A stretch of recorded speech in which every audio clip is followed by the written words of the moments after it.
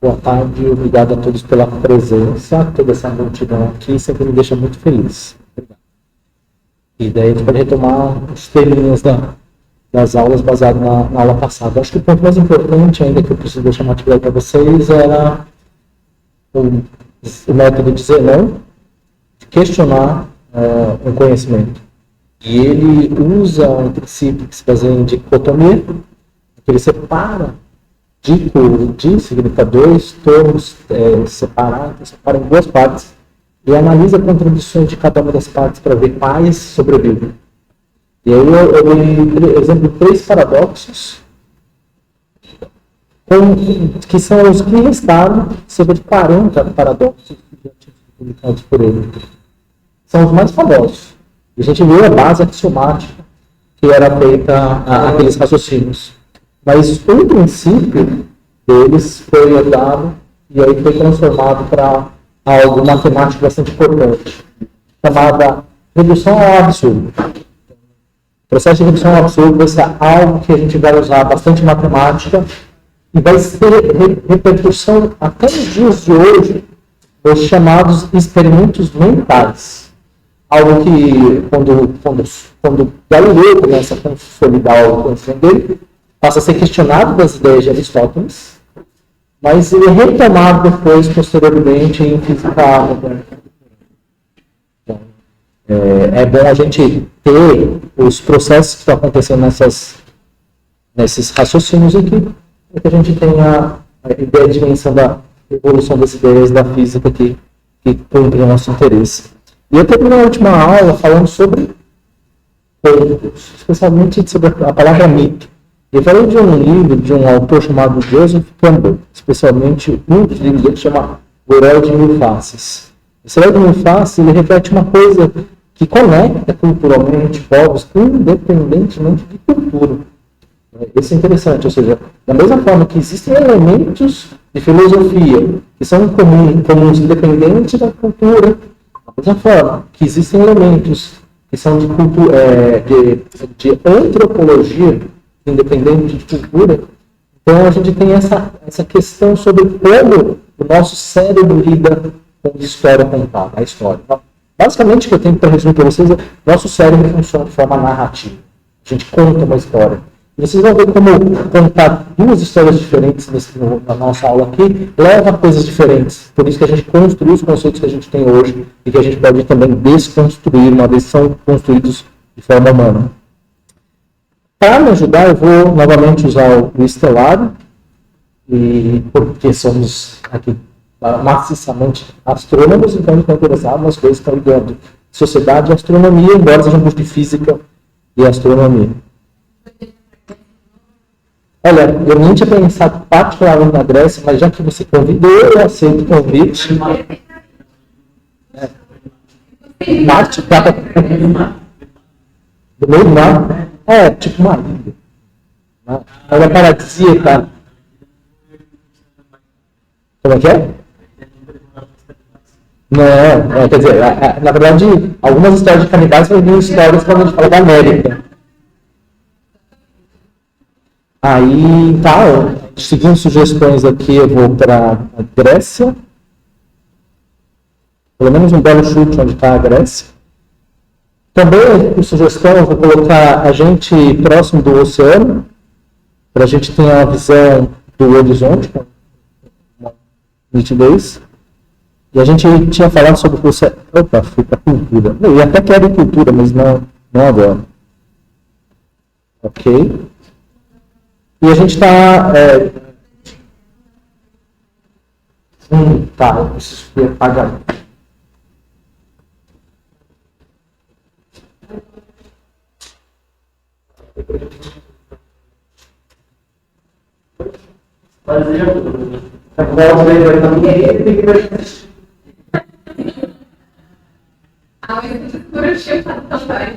Vamos voltar agora para reconhecer já muita coisa. Dá para reconhecer uns estereótipos de Aracaju, por exemplo. Porque a poluição luminosa já deixa opaco uma boa parte do céu. Eu consigo ver mais que precisa. Mas eu posso criar um guia de olho. Evidentemente aqui, o horário é o horário atual.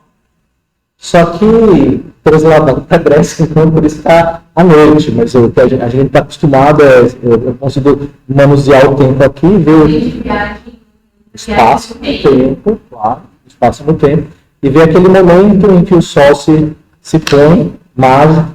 Eu falei que você pode medir questões relacionadas ao espaço e tempo, mas o ponto mágico é aquele momento que acontece o pôr do Sol. Você sabe duas coisas ao mesmo tempo. Quando a gente tem aquela dicotomia. Quando você tem o Sol, você não tem as estrelas. Quando você tem as estrelas, você não tem o Sol. Embora, posteriormente, se descubra que o próprio Sol é uma estrela. O problema é o que acontece na nossa atmosfera. A atmosfera vai brilhar tanto com a luz do Sol que ela vai brilhar, no sentido de espalhar a luz do Sol, que a gente não vai conseguir ver as estrelas. Mas existe um momento sagrado chamado crepúsculo. Que não tem nada a ver com a questão de história de vampiro. Ela é o momento em que você tem a transição entre luz e sombras. Aquilo que eu quero destacar, eu estou ensinando contraste na dicotomia. Claro, escuro, sim, não. Dia e noite. Mas existe um momento na noite chamado crepúsculo em que você não tem o claro e o escuro. É uma mistura das duas. São os 50 tons de cinza da astronomia. E nesses tons de cinza, a gente sabe exatamente onde o Sol está, mas também sabe onde estão as estrelas. Começam a surgir, a aparecer as primeiras estrelas, que para vocês não aparecem nada, mas para mim já aparecem. E que a gente brinca, depois eu falo que essas são chamadas estrelas de primeira magnitude, depois segunda magnitude, terceira magnitude, mas a gente tem que avançar um pouquinho na época em que a gente se encontra. Mas, culturalmente, já se juntavam os pontinhos aqui, diversos pontinhos, e se contava uma história. Então, os pontinhos que eu quero juntar, eu vou colocar um recurso do celular, vamos C, e a gente está vendo, então, o horizonte oeste, no dia de hoje, e a gente consegue ver diversas coisas interessantes. Eu estou vendo sul, leste, oeste. Diversas coisas interessantes, às quais foram atribuídas elementos culturais. Por exemplo, aqui que eu posso ligar, já que a imaginação não alcança a imaginação dos gregos, uma vez que eles tinham desenhado na cabeça deles, alguém no século XVII já desenhou algo para ajudar a gente a contar as histórias. Aqui a gente tem a constelação de Gêmeos, nessa posição.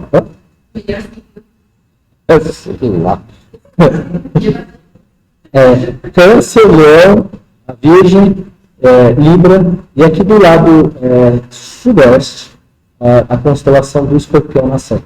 A situação que a gente tem, vocês devem ver um pouquinho antes, a gente está aqui no pôr do sol, se eu pedir para vocês respirarem um pouquinho o ar, posso desligar a atmosfera e radicalizar um pouquinho o contraste aqui, e ver as coisas que estão um pouquinho antes e um pouquinho depois. A gente pode ver, assim, por exemplo, que bem agora nesse momento, a gente tem o Sol na constelação de Touro e aqui a constelação de Órion.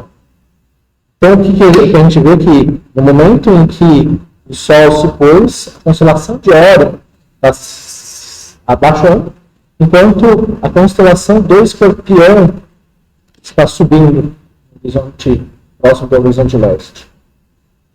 E isso faz parte da novela contada pela mitologia grega. Acho que eu contei um pouquinho dessa história na aula passada e até queria contar uma história nova, mas baseada no conceito dos heróis. Porque, de alguma forma, algo que inspira vocês a abrirem mão do conforto da própria casa, às vezes mudarem de estado e fazendo por de autonomia, é porque algo heroicamente foi ativado dentro de vocês. E assim, mesmo quando vocês moram por aqui, vocês têm que abrir mão de diversas coisas por um sacrifício que é feito pelos 4 anos de curso universitário. Só para confirmar se a gente consegue visualizar. E deixa eu voltar para a minha apresentação. Isso. Como é que é? Desculpa, tá? Duas conversas sobre a posse e não consegui acompanhar. Alguma coisa que eu...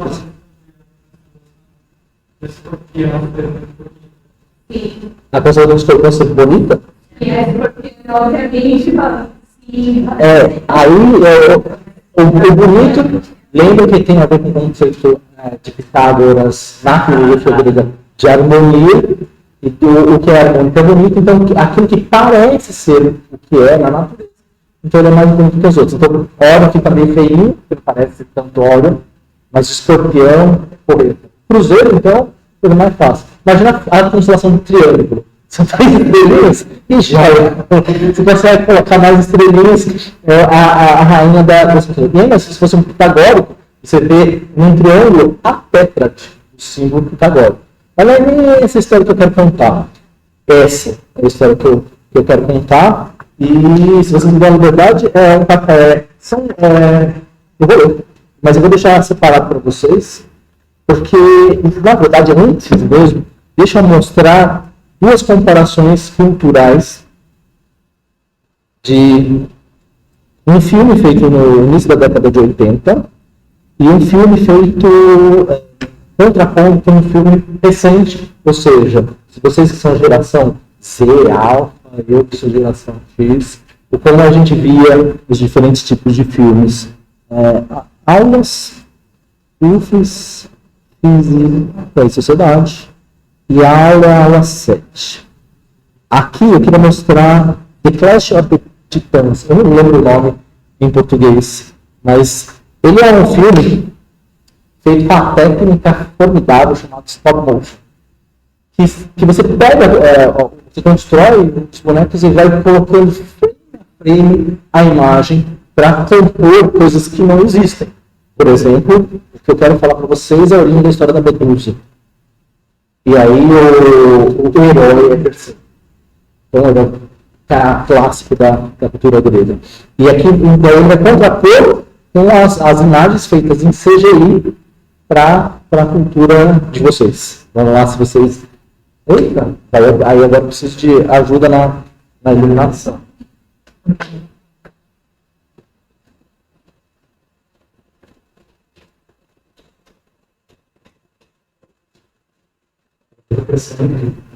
Ó, daí o que você vai usar na fotografia, você usa luz e sombra, dicotomia, para compor informações, não só naquilo onde tem luz, mas especialmente onde você não vê as coisas, na sombra.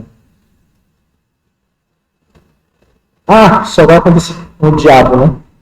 Não vai ter som porque o HDMI não está funcionando, né? Só para variar. Mas aqui ele tem Perseu e ele está usando o escudo de Mercúrio, não só o escudo, mas ele também usa as asas, a sandália de Mercúrio para voar. Mas não aparece aqui agora, ele está vendo o reflexo da Medusa, porque a Medusa, uma das górgonas, ela tem a propriedade de transformar em estátua tudo que olha diretamente para ela. E aqui você está vendo um herói moderno, e agora é uma Medusa feita em CGI.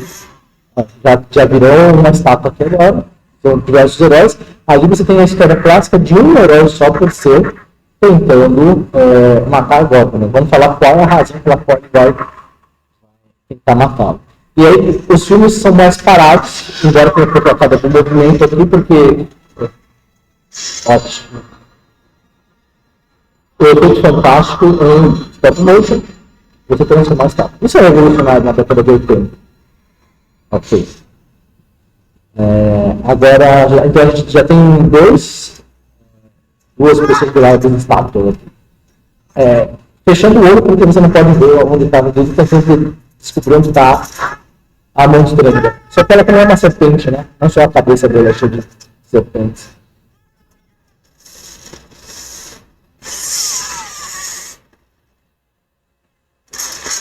Quebrou. Tá, de novo, veja como são mais parados os filmes da década de 80. Você tem que concentrar na história, na dinâmica, porque você não tem possibilidade dinâmica. Tudo que você tem dinâmica é muito recurso, um recurso de stop motion. E no filme CGI você consegue colocar muitas camadas. Veja que você coloca nuvem, você coloca detalhes em cada uma das cobras, no corpo da górgona, no ambiente. E aí você tem a sobreposição de planos real com CGI.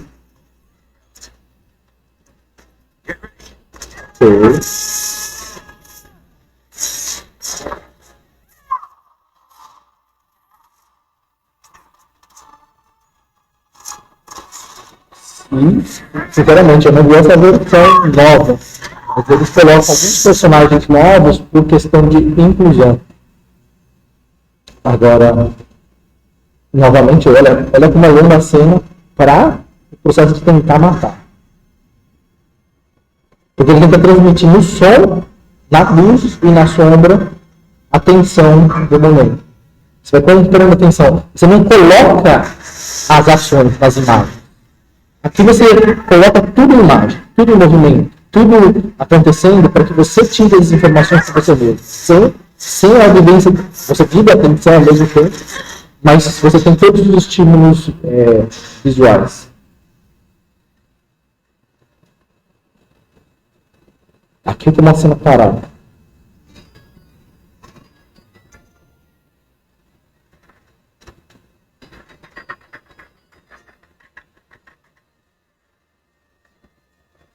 Em um momento eu vejo na história grega essa questão dela ser uma serpente e ter guizos. Isso é derivado do fato da cabeça dela ter se composta de serpentes. Os cabelos dela que eram o ponto da inveja.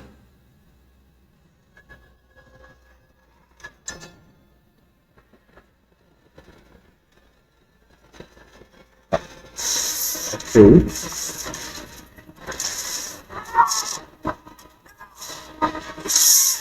Ok, esse elemento é fora da mitologia, é agregado, porque daí as diferenças são marcadas por você ter diferentes vertentes.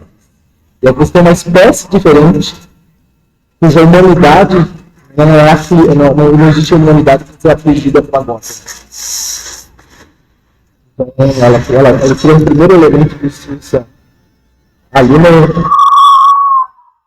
a história, esse é mais muito próximo da história mitológica. Ele simplesmente usa o escudo, o reflexo do escudo, para cortar a cabeça da Gorgon.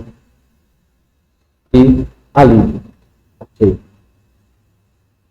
Eu lembro que o corpo dela ainda tenta atacar. E nas duas versões ele vai fazer isso aqui. São dois planos. Usam por uma aqui para ver sobreposição. Vou mostrar umas imagens depois como isso aqui fica marcado. Toda essa imagem que vocês viram no espelho e a orelheira, a cabeça dela com a medusa para o alto.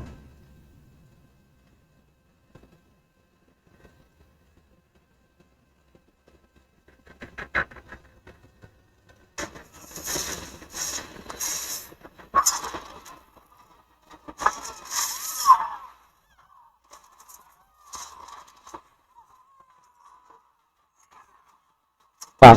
Agora, trabalho de parceria, não é um trabalho mais isolado. É o sacrifício de alguém em prol. Sempre nos filmes modernos vai dizer alguém que se sacrifica em prol do benefício, especialmente se for o amigo do herói.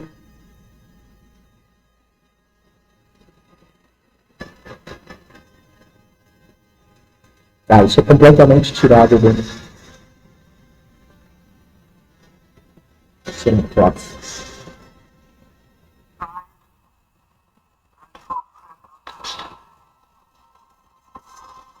Evidentemente vai ser usado para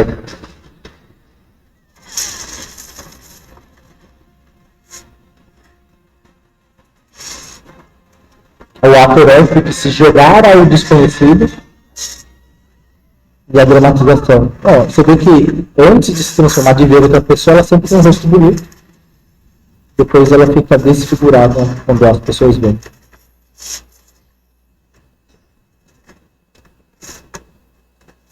Tem mais comparações, eu vou deixar esse vídeo lá para você, o corpo reagindo, né?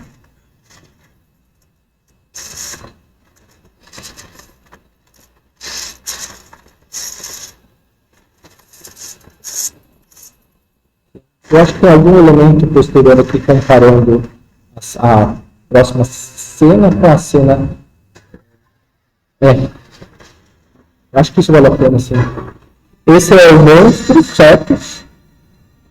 E quando a história que eu quero mostrar de Andrômeda. Ele usa a cabeça, passa a usar a cabeça como arma. virou um monstro de impressora 3D. Ah, nossa Andrômeda.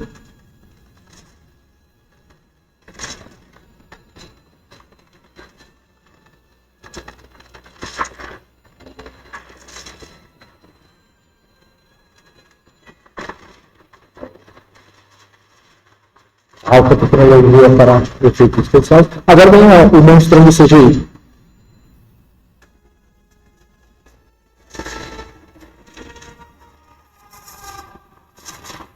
Prontos, certos. Viram uma bela pedreira. E nossa Andrômeda.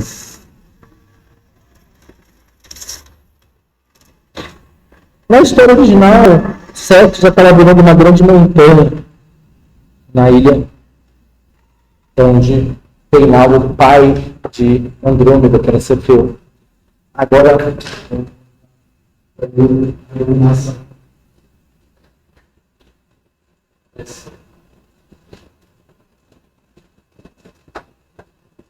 Como eu falei, é cena clássica, né? Todos baseados em autores clássicos. Por exemplo, aqui Caravaggio, pinturas, né? O reflexo no espelho. Eu falo, se o cara está vendo no espelho, por que ele mesmo se transforma? Né? Que a gente tem que entender o que era um espelho na época. Acho que uma das coisas que aparece na Bíblia e fala assim, verá como será no espelho, então vejo com muita clareza, não é verdade. Os espelhos antes eram feitos de cobre, então polido o máximo que era possível, mas a qualidade de reflexão era muito baixa, então você via vultos, mas não via as coisas como eram. Então isso impedia a transformação. Daí as greias, que vem a palavra grey, cabelo cinza, né, ou cabelo grisalho, gris. Eram 3 irmãs grisalhas desde o nascimento, e daí seu nome. As górgonas eram mulheres monstruosas com dentes enormes, como as do javali, garras de bronze e cabelos de serpentes. Nenhuma dessas entidades representou um papel destacado na mitologia, exceto a górgona Medusa, cuja história vamos seguir. Estamos, principalmente, para mencionarmos a engenhosa teoria de alguns escritores modernos, segundo a qual a górgona e as greias eram personificações dos terrores do oceano, as primeiras representando as grandes dragões do mar alto e as outras as ondas coronadas de espuma branca que despedaçam de encontro aos rochedos do litoral. Em grego, seus nomes confirmam a etimologia. Palavras. A história do terceiro é Medusa. O terceiro era filho de Júpiter e Gânia. Seu avô, Acrísio, assustado com a predição de um oráculo, lembra que o oráculo são aqueles preditores que tentam prever o futuro com as informações do nada, baseado em ciência, mas nos sentidos. No sentido de que o filho de sua filha seria o instrumento de sua morte. Determinou que a mãe e o filho fossem encarcerados numa arca, parecida essa história com algumas coisas, né? E esta colocada no mar, parecido com Moisés. A arca flutuou até Sérifo, onde foi encontrada por um pescador que levou a mãe e o filho para Polidectes. Isso é importante, porque a história vai diferir na conclusão com relação a esse personagem. Tornou-se homem, Polidectes mandou a combater, quando Perseu tornou-se homem, Polidectes mandou combater a Medusa. Aqui não está contando a história, mas a ideia é que, como ele percebeu que Perseu tinha algo de especial, lembrando que Perseu é filho de Júpiter, então ele é um semideus, ele tem uma mistura de humano com Deus, ele estava afim da mãe dele. E pensava que o Perseu podia ser empecilho para ficar com a mão dele. Então, enviou ele para um desafio que para ele era que ele entendia ser mortal para qualquer pessoa. E aí, em princípio, ele fica relutante para deixar a mãe, mas ele tem que aceitar aquele desafio, especialmente porque ele vai ter uma ajuda muito especial, né? Então, quando Perseu tornou-se homem, Polidectes mandou combater a Medusa, um fio terrível que devastava o país. Medusa fora outra hora uma linda donzela, que se orgulhava principalmente de seus cabelos, mas se atreveu a competir em beleza com Minerva. E a deusa, voa de seus encantos, transformou as lindas medeixas em hórridas serpentes. Medusa tornou-se um monstro cruel, de aspecto tão horrível, que nenhum ser vivo podia fitá-la sem transformar em pedra. Quem nunca já viu uma coisa desse parado, né?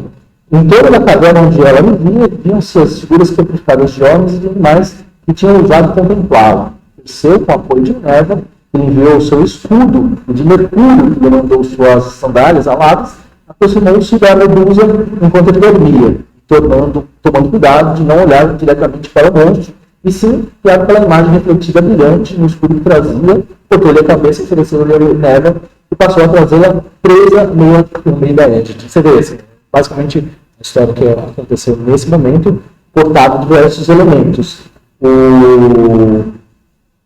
Estou falando dessa história, porque isso ajuda a explicar algumas coisas. Quando ele corta a cabeça, o sangue da Medusa tem uma parte da cena que mostra o sangue escorrendo no filme mais antigo da década de 80. Esse sangue escorrendo ele faz parte de um outro pedaço da história. Que daí ele cai na terra e nasce Pégasus. São as conexões que vão fazendo de história para história. Veja que, assim, o cérebro sempre procura padrões de coerência. Então, quando a coisa fica um pedacinho aqui, um pedacinho aqui, você não atribui sentido a ela. Mas quando você conecta, daí, ou seja, quando eu te mostro isso, e vou mostrando, vamos para lá. Aqui, a Virgem aqui não é Andrômeda. Mas aqui está dois personagens importantes. Cefeu e a mãe de Andrômeda. Deixa eu colocar os nomes aqui. Cassiopeia. Vou subir um pouquinho aqui, porque aqui aparece Perseu, com a cabeça da Góbula na mão.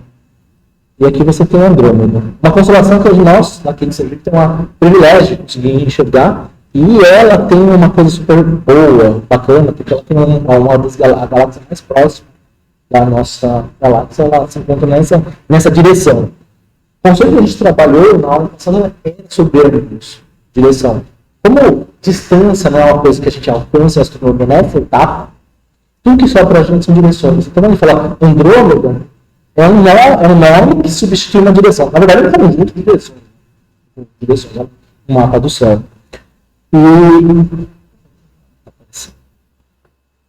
Muito bem. Também deve aparecer aqui, ó, Pégasus, o cavalo lá. E vocês devem ver o dragão não é o monstro, cadê Septus, a baleia? O monstro era uma baleia.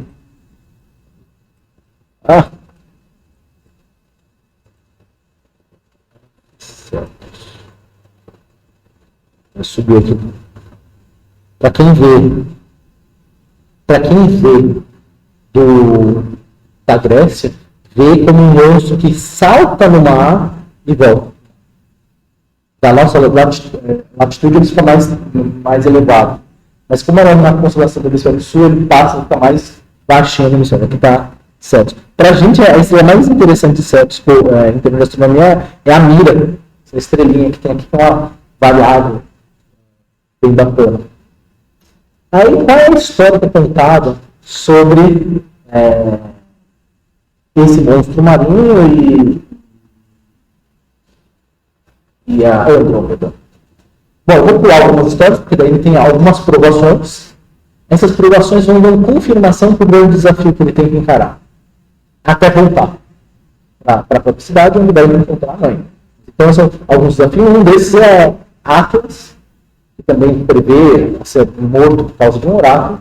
E aí, ele usa a Górgona para petrificar Atlas. Atlas acaba se tornando ele é um gigante. Ele é um dos titãs da origem dos deuses gregos.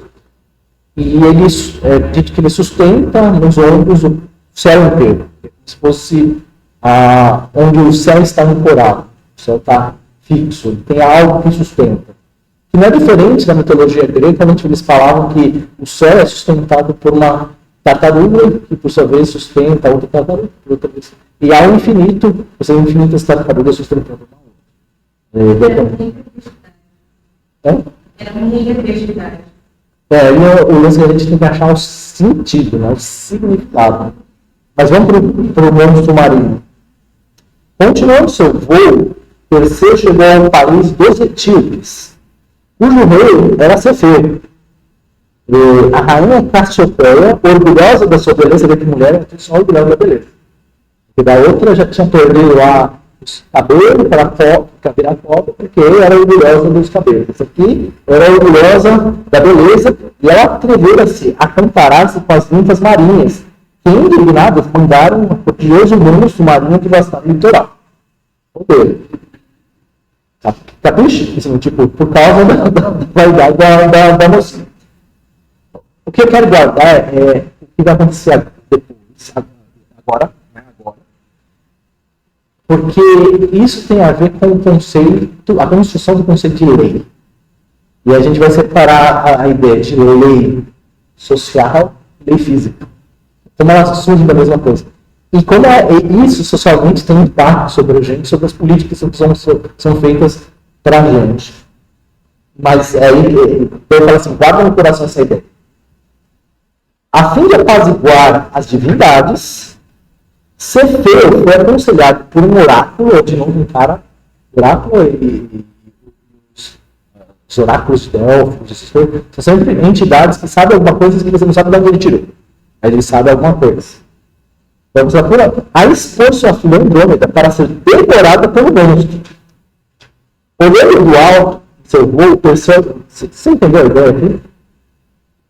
A mãe falou que era gostosona, as ninfas ficaram com raiva e mandaram o monstro para arrasar a cidade inteira. Ao invés de pegar a mãe e dar um jeito. Ao invés de se resolver entre si. Fora a cidade lá, tipo, ok.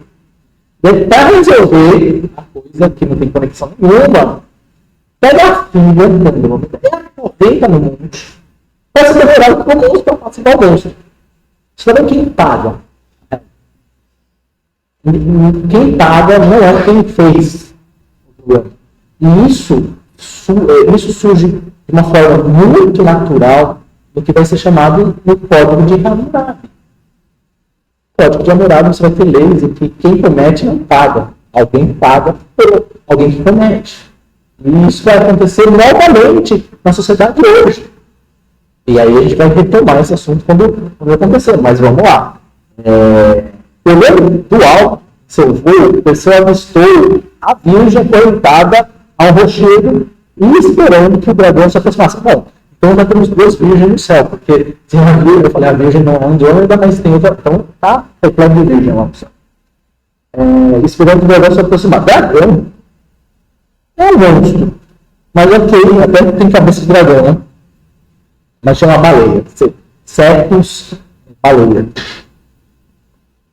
Estava tão pálida e imóvel que, se não fossem as lágrimas que escorriam e os cabelos que a brisa agitava, Perseu teria tomado por uma estátua de mármore.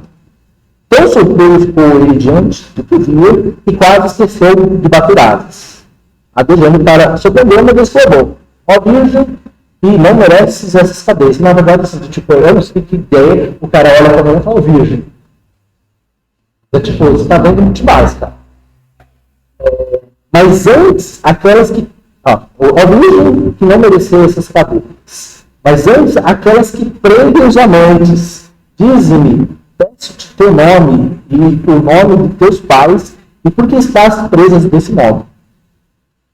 Reação feminina típica. Ela precisa manter-se desse silêncio. Levada pelo recato. E teria escondido o rosto nas mãos se pudesse. Não arrancada, né? Se fosse sessão sadomasoquista.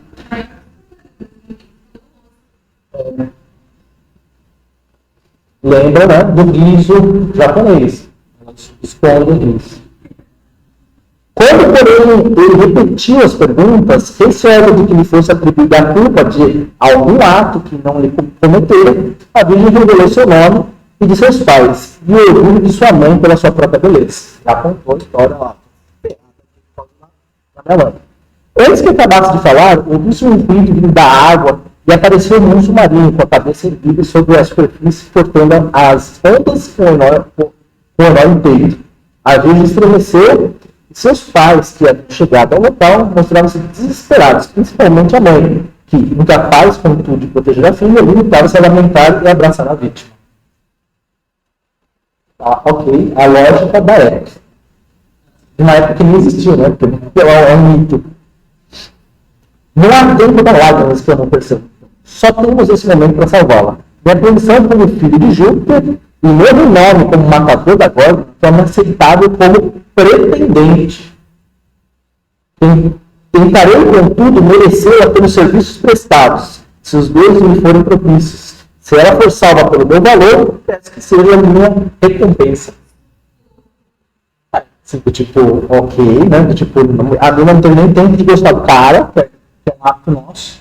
Assim, tipo, tem que ter uma correspondência para falar.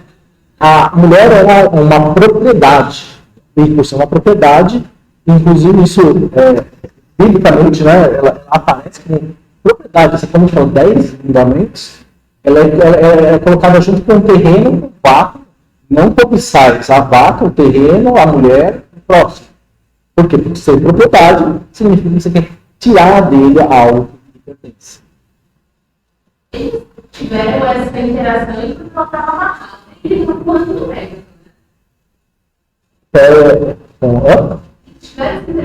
Não, ele estava. Ele estava com Bom, tem duas versões, é verdade. Ele estava com as sandálias de Mercúrio, que é ao lado. Mas não é errado o que você está falando, não. Sim, não, ele estava no rochedo. Ele estava no rochedo. O sacrifício tipicamente é assim, né? Interação social. Não, ele tá bem.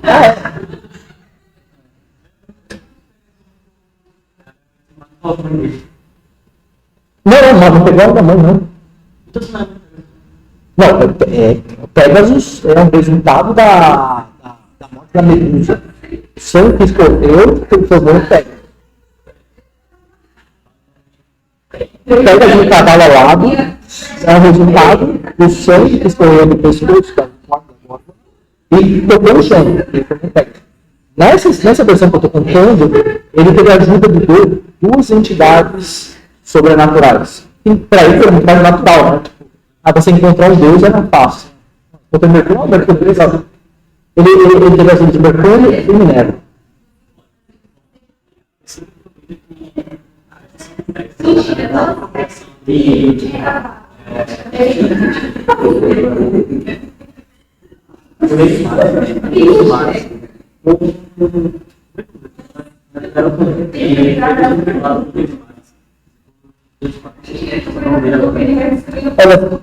O propósito das histórias é serem coerentes, não ser verdadeiras. Então, nessa coerência aqui,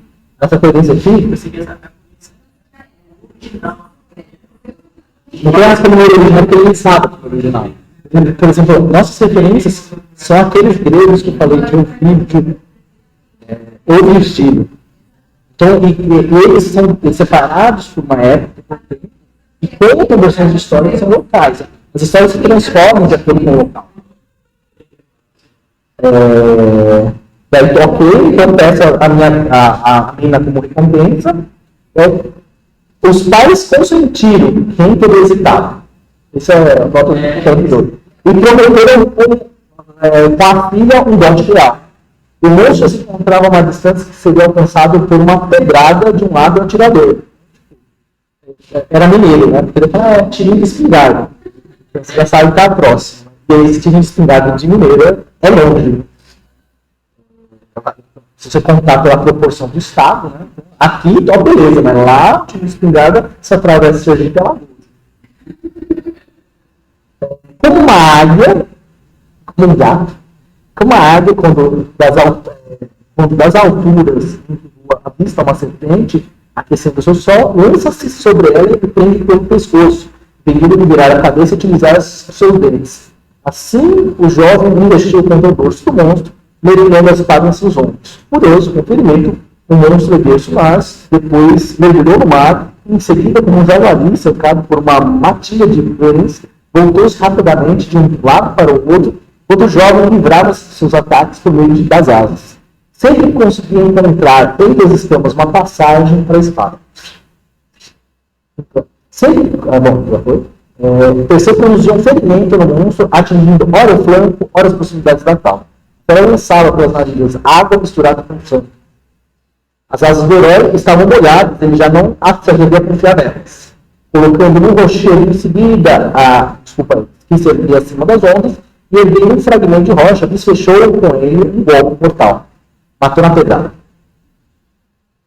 O povo que se reunia na praia ergueu um grito e ecoou pelos montes. Os pais arrebatados de alegria abraçaram o futuro genro, proclamando-lhe libertador e salvador de sua casa, e a virgem, causa e recompensa da luta, desceu do rochedo. Eles tinham a chave. Cassiopeia era etíope, portanto negra, e com sua beleza proclamada.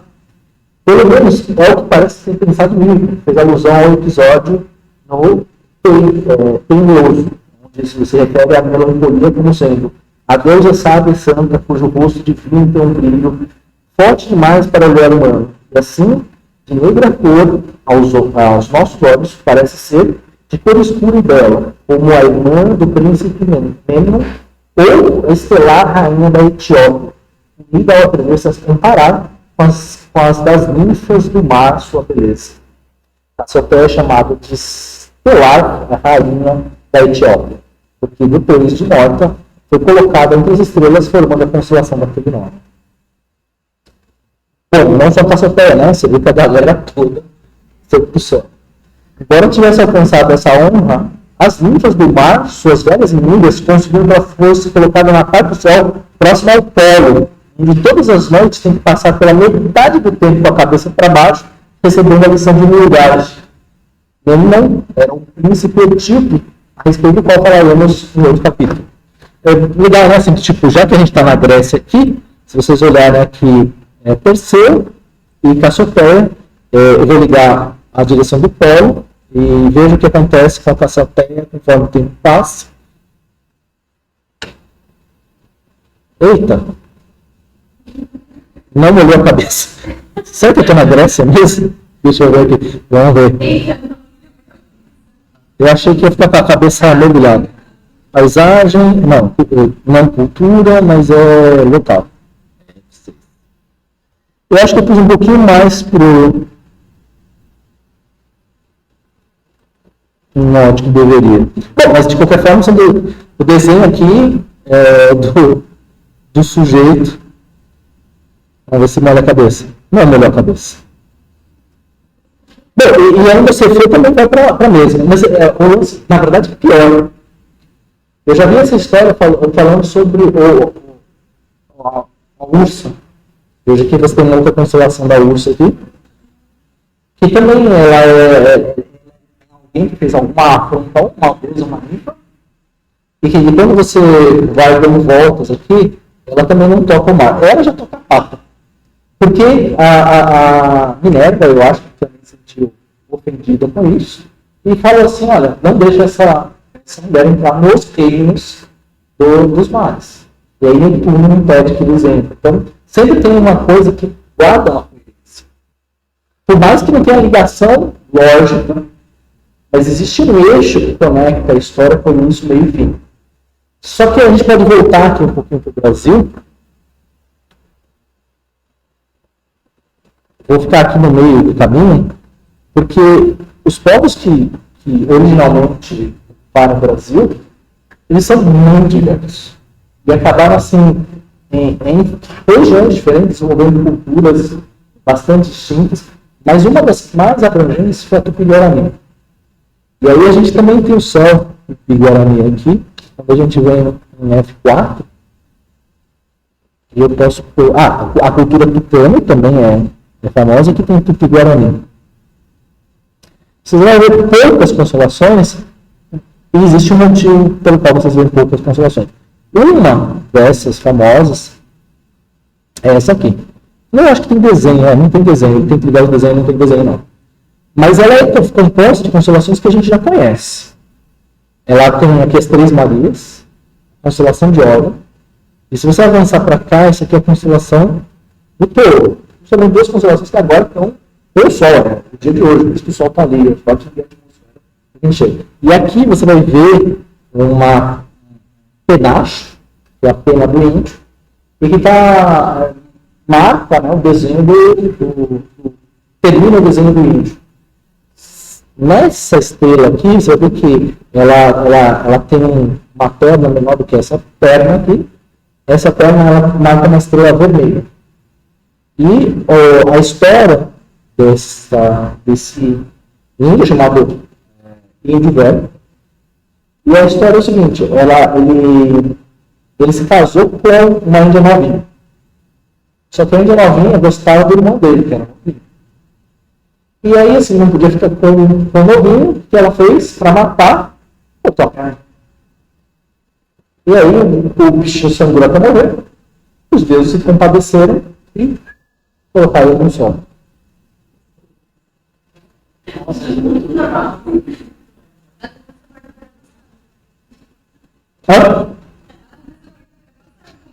A perna foi cortada?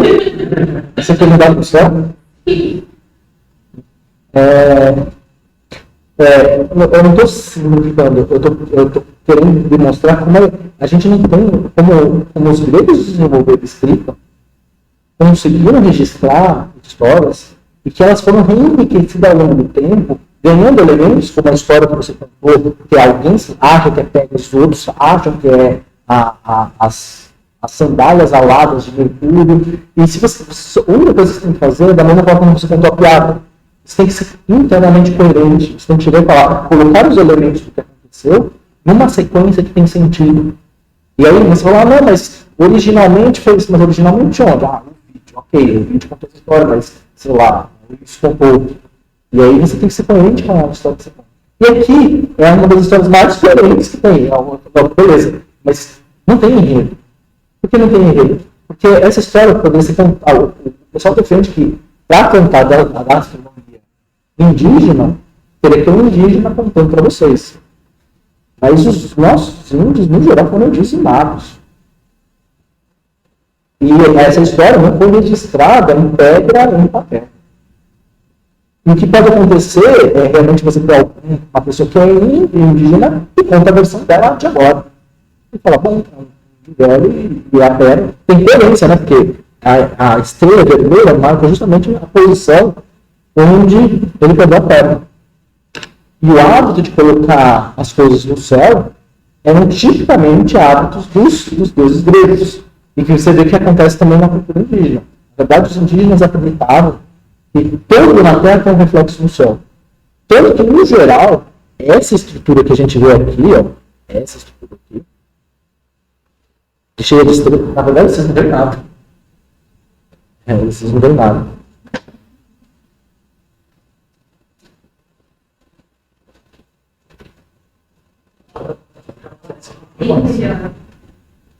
Eu podia ter programado um pouquinho melhor para aparecer, mas ela é tão brilhante aqui no hemisfério sul que muitos povos desenharam aqui as constelações usando esse desenho. Por exemplo, essa é a constelação do Veado.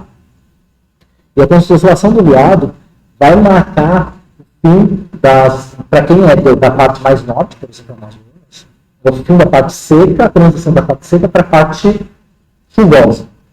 Quem é dos tupis da parte do hemisfério sul marca a transição entre a parte quente para a parte fria.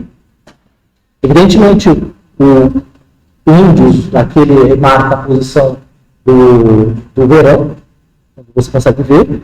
E aqui, então, o prenúncio é essa constelaçãozinha, que na verdade é o penato do índio, são as Pleiades. Você vai ter também a constelação da Anta, vai aparecer aqui, tá vendo? Anta, no norte.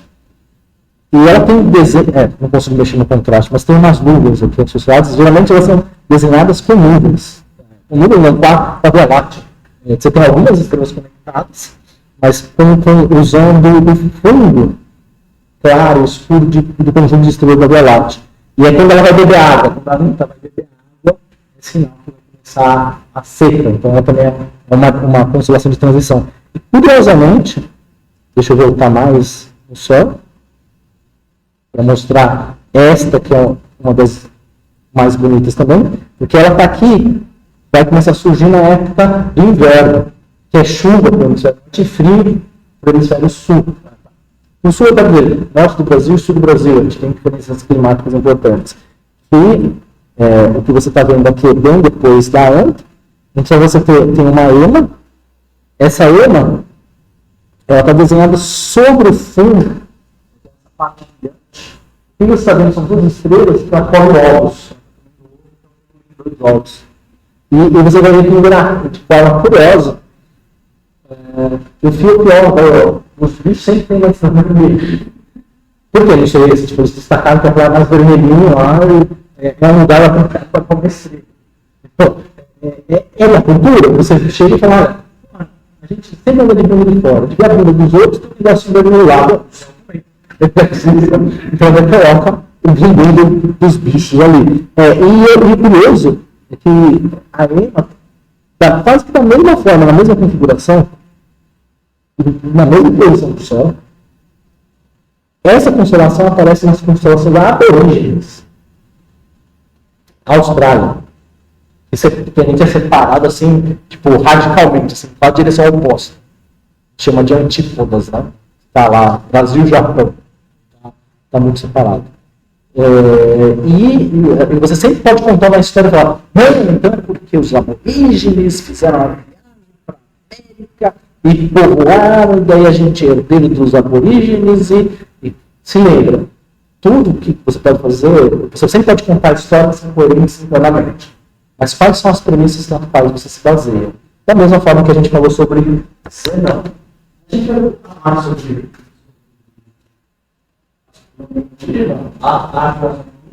mas é que, em geral, as pessoas têm que resumir a astronomia nessa. Eu falo de você mostrar algumas constelações e você falar, isso é etnoastronomia. Não, porque. Se a gente for ver as questões da etnoastronomia, ela tem a ver com as coisas que conectam as pessoas, não separam. A jornada do herói é algo que conecta diferentes culturas. Vou mostrar, por exemplo, que você pode pegar uma cultura oriental que respeita quase os mesmos princípios. Quando você analisa o modo como as pessoas contam histórias, é baseado nisso. Você vai ter um personagem que vive no mundo comum, mas ele tem um chamado é a aventura. Chamado, na próxima atividade, é isso que eu quero que vocês vejam. Na história de Perseu, o que é cada um desses elementos? Tem um chamado para a aventura. Mas existe uma recusa do chamado. Essa parte da história é uma das partes mais comuns da nossa vida. Até o nome da recusa ao chamado. Porque ele fala, olha, estou aqui fazendo meu ensino médio e eis que descobri que existe um curso de astrofísica chamado aventura. E daí o que você faz? Faço o primeiro período lá e fala, não quero mais, não. Vai embora. Do chamado. Existe um chamado aqui. Mas o lance é que você tem que superar alguns desafios. E aí surge um encontro com o mentor. Na verdade, pode ser uma ajuda sobrenatural. Você pega a história de Jesus Cristo, o Siddhartha, que vem a ser Buda. Todos seguem exatamente, a história segue exatamente esses elementos. Mas não só. Você pega Harry Potter, ou pega Matrix, filmes. São todos os elementos. Enquanto comentou, sei lá no Harry Potter, no Matrix, o Encontro Morfeu, você tem uma pessoa que lê. Um deveria ser os professores, né? Deveria ser os professores. Alguém falar, vai por esse caminho que é quente, né? Travessia do primeiro limiar. Significa que quando você começa a encarar os desafios em que você vai usar as propriedades que estão despertadas em você. O vento da baleia é quando você está mergulhado num problema. Vocês vão começar a sentir esse mergulho no meio do curso. Começar a falar, cara, estou sendo bombardeado por trabalho, prova, idealista de exercício. Exatamente isso. Ele ilustra no Columbi, sei lá, agora fala o nome do personagem que foi engolido pela baleia, Jonathan. Isso. Ou você também tem o Bilal. Solo que mostra, ele literalmente está dentro dentro da baleia, né? A aproximação da caverna oculta é quando você vai encarar o maior dos desafios, justamente aquele que você tem maior medo. Você vai ter que encarar. A aprovação suprema, quando você supera aquilo e tem todas as recompensas dela, e aí você faz um caminho de volta, só que você é modificado. Você tem o chamado ressurreição. Você ressurge da cinza, seja do que você era, ou da morte mesmo. Tem personagem que morre e volta, literalmente. O Matrix, o Neo volta, retorno para o destino, ou seja, você volta como uma pessoa diferente, e que tem uma fórmula para a solução, e você volta para o mundo comum. Porque a história tem que ter ciclo. Por isso que a história também tem Rambo 1, Rambo 2, Rambo 3, Rambo 4, se você for ver sexta-feira 13, também tem uma coisa desse tipo, com outra configuração, mas é uma quase como uma forma. Ou seja, se você contar as histórias, assim, você pode contar a história de forma diferente. Só que se você conta dessa forma, ela tem ressonância no ouvido das pessoas. Você pode mudar os elementos de ordem, você pode subverter algumas coisas. Mas se você respeitar a estrutura geral, você consegue chutar para o gol. E isso é curioso, depois eu falo dos conceitos mortos, deixa o seu trabalho, o anterior do trabalho. Vocês chegaram a conhecer o Shiroma, vocês são lá o pessoal que gosta de os mangaqueiros, né? Do desenho, aqui pelo menos a gente tem três representantes da história aqui. E ele contou uma frase muito interessante, né? A referência que é herói lenda. Através da ação, o homem se torna herói. Através da morte, o herói se torna lenda. Através do tempo, uma lenda se torna mito. E aprendendo com o mito, o homem retorna a ação. Eita! Que droga! Homem toma ação. Pronto, homem toma ação. Você se inspira nos outros. E com isso você tenta superar a si próprio. Existe uma inspiração de alguns autores extremamente importantes e que se tornaram mitos para a gente. Um dos mitos desse pessoal antigo, bom, aqui tem as referências que eu fiz, era Arquimedes. Arquimedes, você vai ver uma série de lendas sobre a lenda. Que é a lenda mais louca do que a lenda do Eureka. Vocês conhecem a história do Punch? E o cara sai peladão lá, descobri. E porque ele chegou e falou, beleza, né? Merece sair pelado por aí. Tem a deu um ponto de apoio e eu movo o mundo. Coloca literalmente ele como herói aqui, movendo o mundo. Inclusive diversos armamentos que ele propôs, e que nunca soube se foi verdade. Por exemplo, usar espelhos côncavos para você convergir a luz na direção das velas dos barcos inimigos para queimá-los. Olha, a ideia é fantástica. É o raio laser na época da Grécia Antiga. Mas assim, quando ele fizer isso como verdade, assim, lembra que ponto espelho convergente, como o espelho dele, ele tem ponto de convergência. Então o bichinho está exatamente na posição para você conseguir focar. E espelhos com grande posição focal tem uma grande dispersão. Eles não conseguiam fazer um espelho plano direito na época. Um espelho convergente pior ainda. Então, existe a expressão italiana que diz se não é vero, bene trovato. Se não é verdadeiro, é bem contado. Porque pegou muito. Essa história, por exemplo, da garra. Essa garra usa basicamente o princípio de Arquimedes. Usa da alavanca. Da alavanca você tem um ponto de apoio, um braço mais longo em relação ao ponto de apoio, e você consegue virar o barco. Criativo, para ajudar as ideias. Mas nunca se viu isso concretizado. Não tem registros. Mas a gente remete a Arquimedes. Essa aqui já é mais baseado em fatos reais. A bomba de Arquimedes, que ele colocava na estrutura espiral, e a mesma coisa que você pegar uma mangueira e colocar lá um tubo em volta. Você fica girando a mangueira no sentido crescente, ela vai subindo. Ele vai transferindo água de uma posição para outra. Primeira bomba. Essa aqui é a mais concreta. Aqui é outro elemento de garra, mas usando composição de polias, que é uma das coisas que não vem dinâmica. Você multiplicar a força usando polias. Então ele tinha uma conexão muito pragmática. Ele fazia coisas matemáticas. Eu mostrei uma para vocês. Uma das coisas era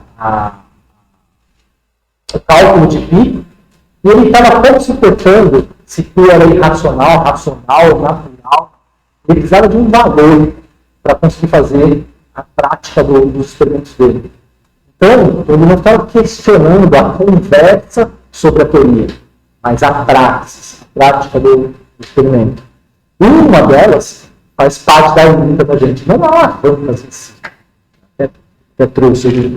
Não há alavanca em si, mas balança. Porque isso é o jeito que a gente resolve equações. Da mesma forma que vocês vão resolver equações ordinárias de diversos problemas iniciais em física, vocês vão resolver equações diferenciais. Então, que a gente use uma no referência da outra. E o que ele fazia? O clássico. Você lembra que eu falei de generalização e reducionismo? Aqui começa diversos elementos do reducionismo. Para explicar o uso de alavancas ou balanças, ele fragmentava o conhecimento em conhecimentos mais simples. Por exemplo, pesos iguais em distâncias iguais equilibram pesos iguais em distâncias diferentes. Pesos iguais em distâncias iguais se equilibram e pesos iguais em distâncias diferentes não estão em equilíbrio. O sistema tende para o peso de maior distância. Constatação física. Tipo, tem aqui uma régua e dependendo da posição que eu coloco ela, não equilibrou. Conclusão, se não equilibrou, pesos iguais em distâncias diferentes não estão em equilíbrio e o sistema tende para o peso de maior distância. Então, aqui está um braço maior do que esse aqui, ele desequilibra e tende para aquele lado. Se eu conseguir encontrar uma posição de equilíbrio, essa regra tem 80 centímetros. Então, próximo do 40, eu devo conseguir algo próximo do equilíbrio. Por quê? Porque, bom, se essa regra é feita de material uniforme, a quantidade de matéria que tem desse lado é a mesma quantidade que tem dessa matéria desse lado. Então, distâncias iguais equilibram pesos iguais, que é a primeira premissa. E a segunda, se pesos de uma certa distância estão em equilíbrio e algo é adicionado para um dos pesos, então o equilíbrio é desfeito e o sistema inclina na direção que o peso foi adicionado. Bom, parece bastante óbvio, né? Tipo, deixa eu colocar um pouquinho mais para o equilíbrio. Se isso aqui está na posição de equilíbrio, e eu acrescento a quase no equilíbrio, e acrescento o peso na direção, eu quebro o equilíbrio. Tá bom, aí vamos. No caso de algo ser tirado de um peso e o sistema inclina para a direção em que o peso não foi tirado. Bom, de novo, uma obviedade, né? Se eu tinha uma coisa que está equilibrada, vou colocar isso aqui, deslocado na posição de equilíbrio. E eu coloco esse peso nessa posição, eu posso achar uma nova posição de equilíbrio, que não é os 40 lá. Opa, ainda está vencendo.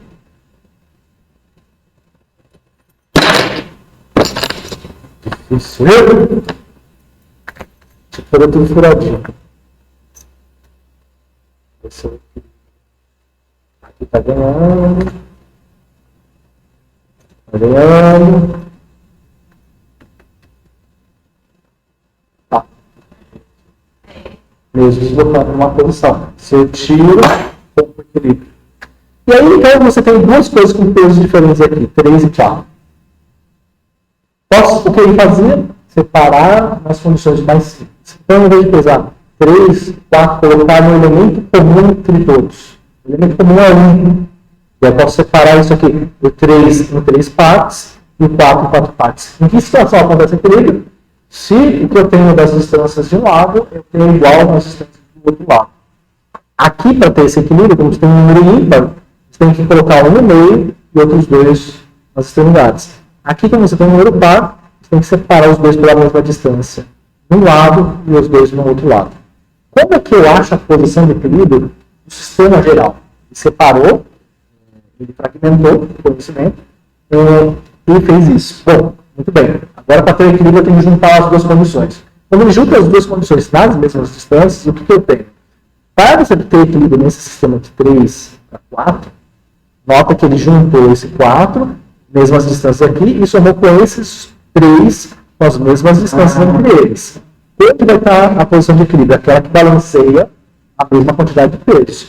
Como é um número ímpar, 7, qual é a posição que equilibra? Que tem 3 de um lado e 3 do outro. Esse 1. E qual é a distância de equilíbrio? Você pode ver que esse 1 não está no centro. Esse 1 está mais próximo do 4. Sendo que está mais próximo do 4, a gente pode contar quão mais próximo está do 4, porque a gente sempre afastou os pesos elementares em mesmas distâncias. Que é o primeiro princípio lá que ele propôs. Então, se é na mesma distância, basta de contar. Tem uma distância, duas distâncias, 3 distâncias. E o outro peso está em que distância? Bom, a relação equilíbrio está uma distância, duas distâncias, 3 distâncias, 4 distâncias. Notaram a relação? Para onde eu tenho 4 de peso, eu tenho 3 de distância. Para onde eu tenho 3 de peso, eu tenho 4 de distância. E na concepção de Arquimedes, é que essas grandezas são inversamente proporcionais. Se eu faço a razão das distâncias inversas, eu tenho a razão dos pesos. Consegue entender a ideia? Tipo, se isso aqui é, a gente chama aqui, distância, vou chamar de distância Bzinho, vou chamar essa aqui de distância zona Bzão. Vou chamar essa aqui de massinha em mim e essa aqui de emão. Ao contrário do que a gente sempre trabalha com grandezas diretamente proporcional, essa é inversamente proporcional. Por quê? Se eu pegar a massona dividido pela massinha, ela tem que dar a mesma coisa do que a distanciona pela distanciazinha. Isso, na nossa descrição algébrica, faz com que a massa vezes a distância pequena é igual a distância grande vezes a massa pequena. Então, para onde o diabo a gente vai usar isso? Então, a gente tem um conceito chamado torque lá no curso. E para explicar isso, a gente vai dizer produto vetorial. Só que precisa dos elementos originais. Esses são os elementos originais. Tá bom? Ctrl A, B. Entenderam? Aqui? Ctrl.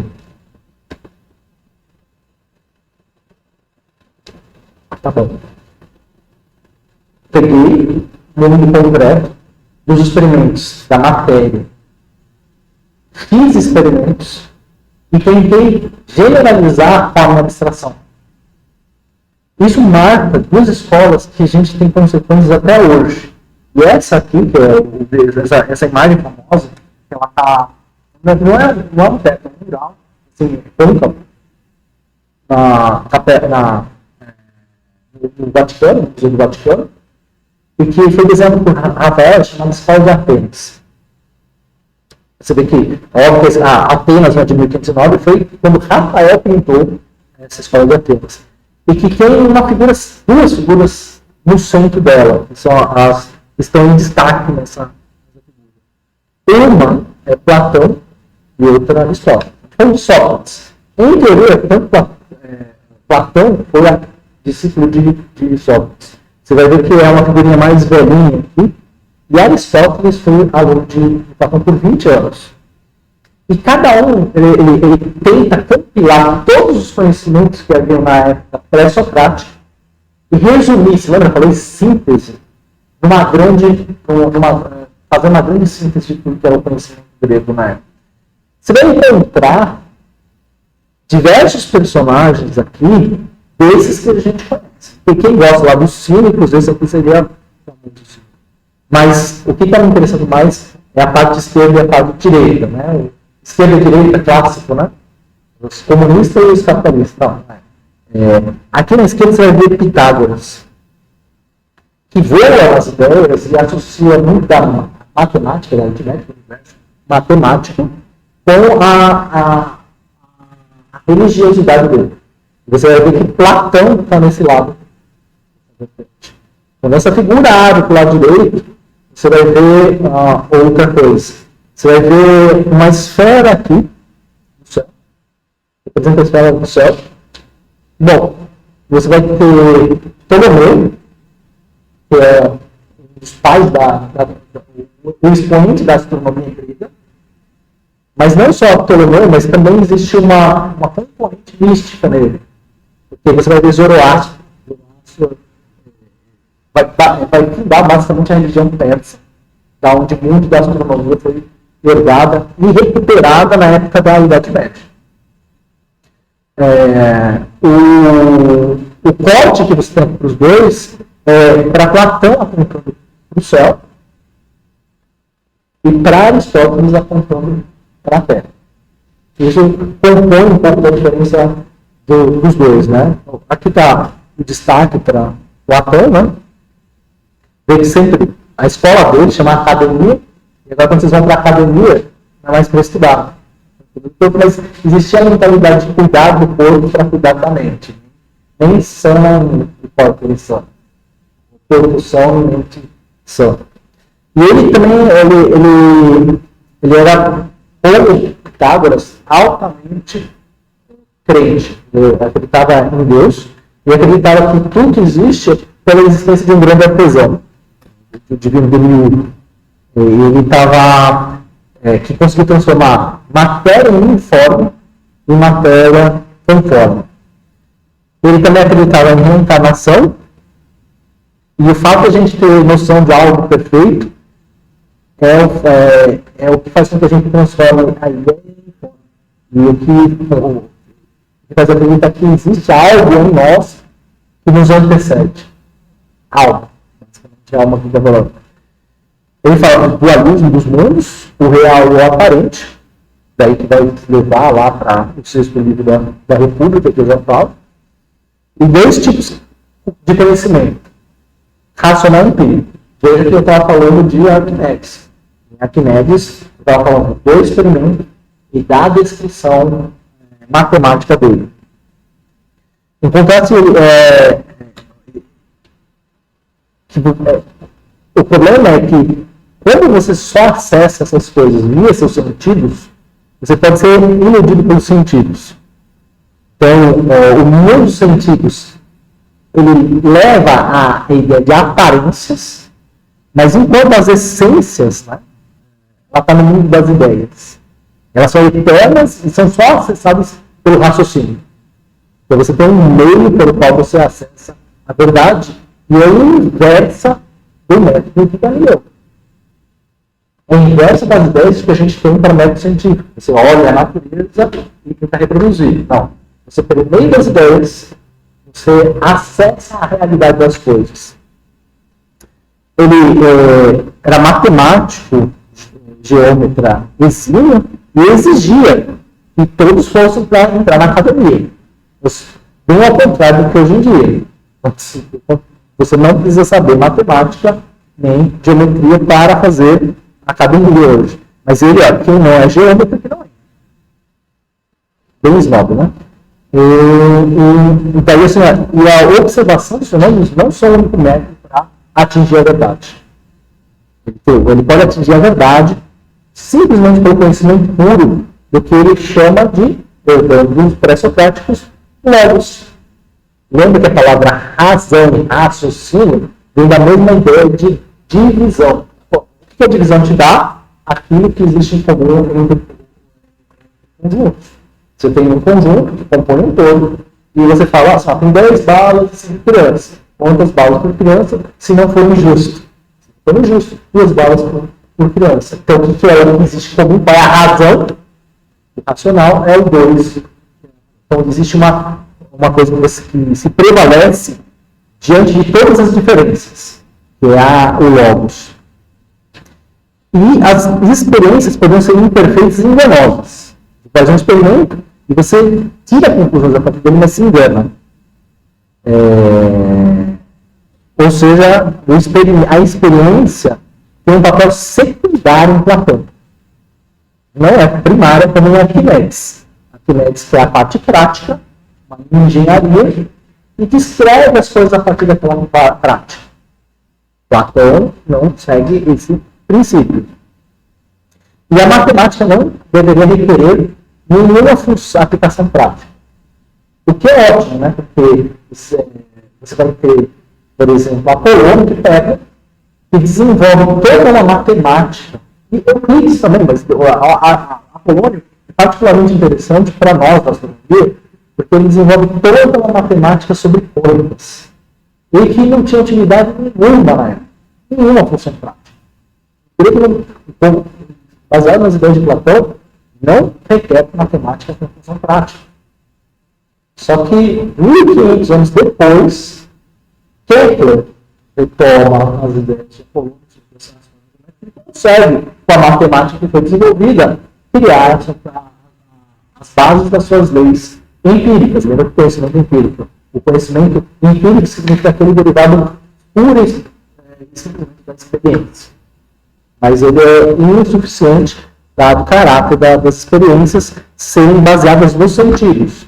Sendo os sentidos imperfeitos, a tua conclusão sobre os experimentos vai ser também imperfeita. Para isso, você requer conhecimento de matemática.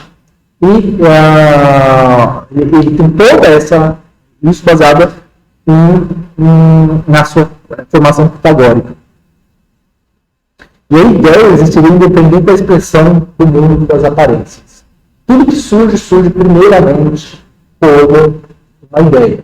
E é por isso que a gente encontra termos na Bíblia que depois são traduzidos por São Tomás de Aquino e Santo Agostinho, que vai baseado na leitura das Escrituras, que fala: ele, no princípio, era o Verbo, e o Verbo se fez carne. João 1:1.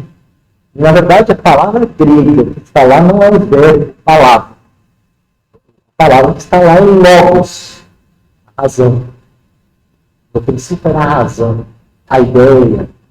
E que a ideia se fez tudo.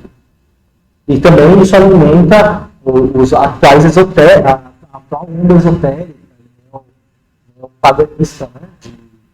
Da tábua de esmeralda, os conhecimentos hermenêuticos, Hermes Trismegisto. Então essa linha tem bases muito fortes em Platão, em Pitágoras, o mito da caverna, né? Vem lá da República, é o quinto livro, e ele ilustra a importância do filósofo, tirar as pessoas da ignorância. Então, ele propõe um raciocínio que nunca foi concretizado, mas você aceita as ideias como premissa. Fala assim, um grupo de pessoas que nasceram na corrente dentro de uma caverna, e que a única coisa que elas conseguem ver são os reflexos das sombras de objetos que passam por uma luz e que eles vão ter que não ter acesso à fonte da luz original. Como é? Não entendi. E a versão moderna disso aí. Da televisão.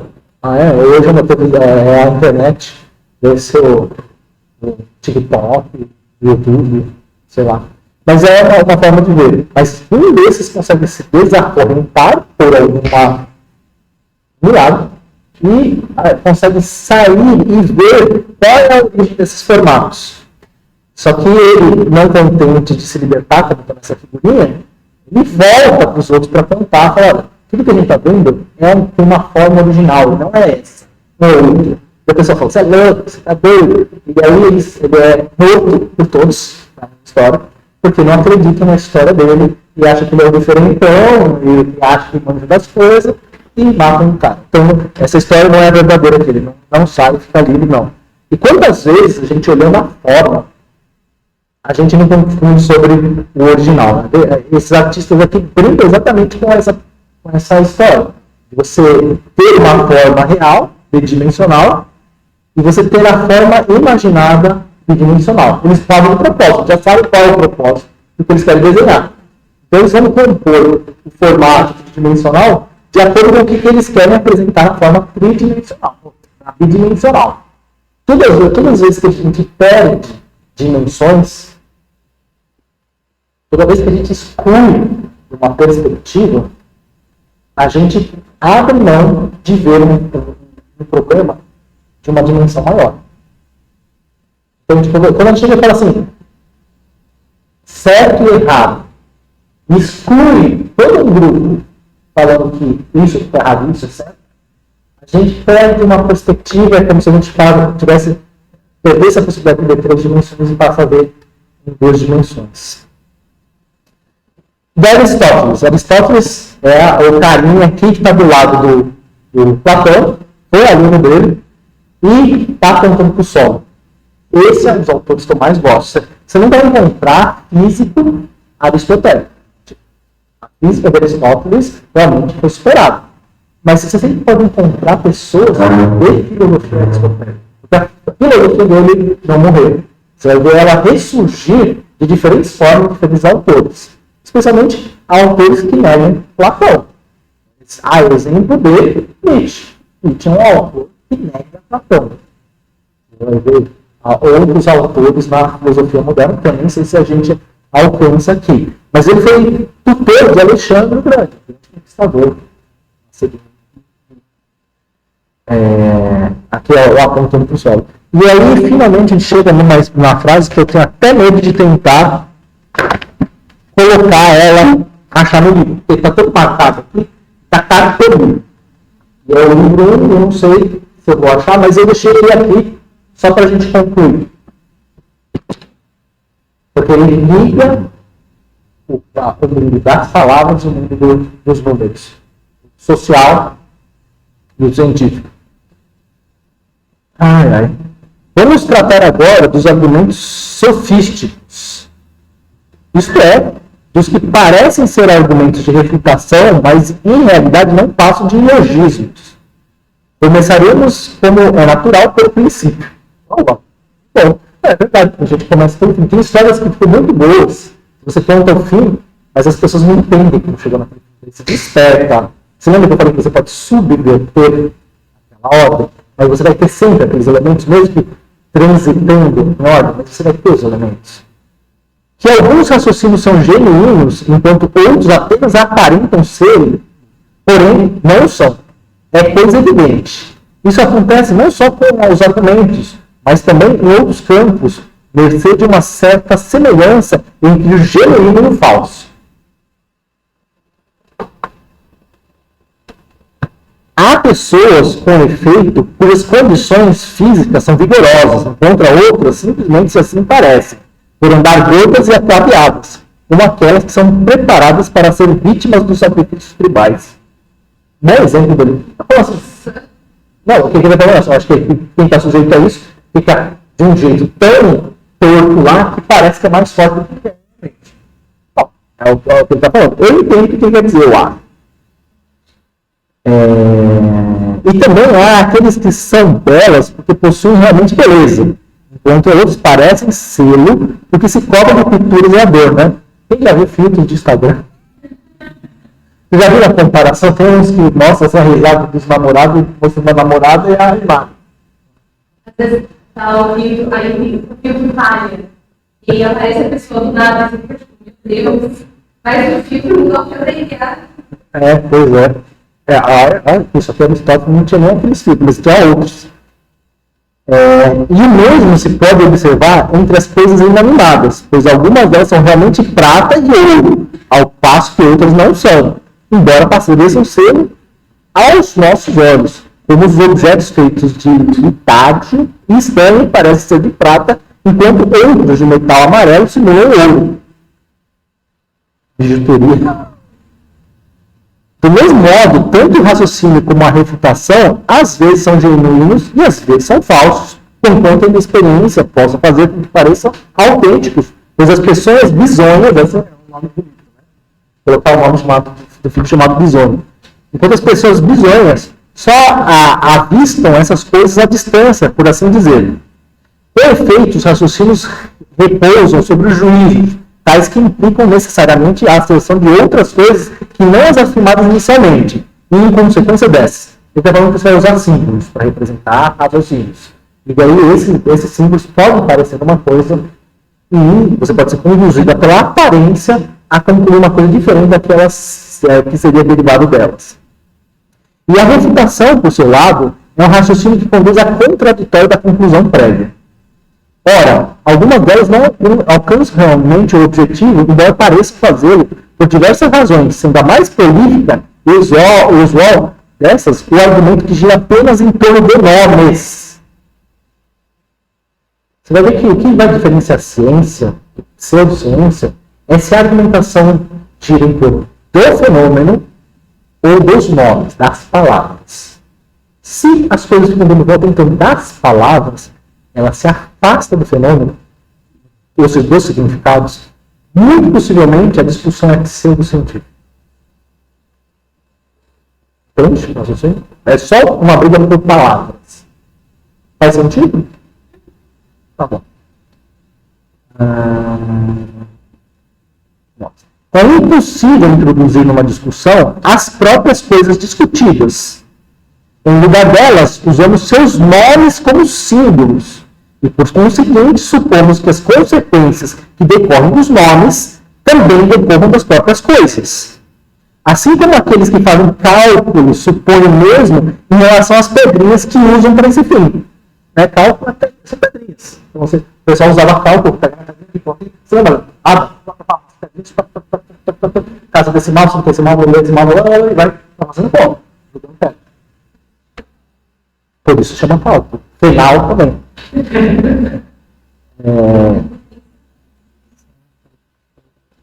Mas, os dois casos, nomes e coisas, não são semelhantes, pois os nomes são finitos, como também é a soma total das fórmulas, enquanto as coisas são infinitas em números. É inevitável, portanto, que a mesma forma e um nome só tem diferentes significados. E assim, exatamente como ao contar aqueles que não têm suficiente habilidade em manusear as suas pedrinhas são logrados pelos espertos, também na argumentação, os que não estão familiarizados com o poder significativo dos nomes são vítimas de falsos raciocínios, tanto quanto discutem eles próprios, como quando ouvem outros raciocinar. O mestre no YouTube, o influencer lá no TikTok. Por essa razão, pois, e por outras serão mencionados mais adiante, existem não só raciocínios. Ele vai, vou parar aqui nessa coisa, mas ele está falando sobre os raciocínios sofísticos, que é o que mais a gente vive. Pessoas que usam as palavras e falam elas numa sequência que conta uma história bonita, só em volta dos nomes, mas que não tem necessariamente correlação com fenômenos como a gente tem interesse em física.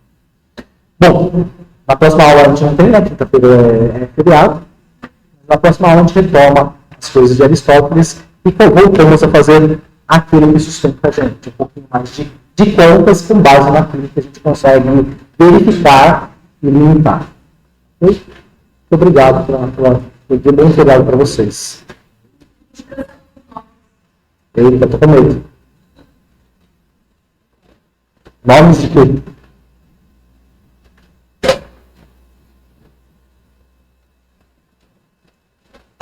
Parar a gravação.